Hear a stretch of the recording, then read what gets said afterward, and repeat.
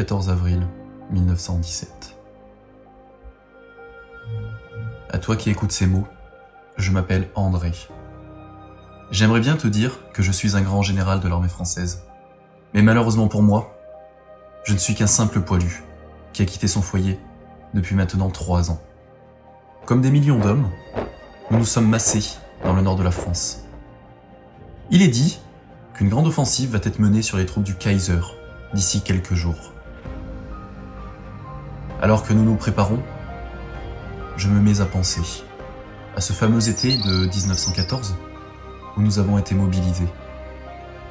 Avec mes amis d'enfance, Romain et Albert, nous nous étions promis de voir du pays, de découvrir le monde. Mais jamais nous aurions imaginé que ce serait à travers des trous d'obus et la boue des tranchées. À l'époque, nous étions pleins d'entrain, persuadés que cette guerre serait rapide, presque une sorte d'aventure. On serait rentré au pays en héros. Et même l'état-major nous avait promis une victoire éclatante et que nous serions rentrés pour les moissons.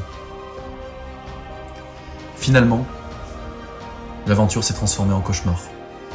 Les semaines sont devenues des mois, des années. Et avec cette promesse, le rêve s'est effondré, remplacé par l'enfer du front. Les jours se suivent et se ressemblent. Le froid, la faim, la peur. Les camarades qui tombent, d'autres qui disparaissent, sans savoir s'ils ont été faits prisonniers ou s'ils sont tout simplement morts dans le No Man's Land. Chaque jour, on essaye de survivre, sans savoir si nous verrons un jour la fin de cette guerre. Et puisse-t-elle être la dernière.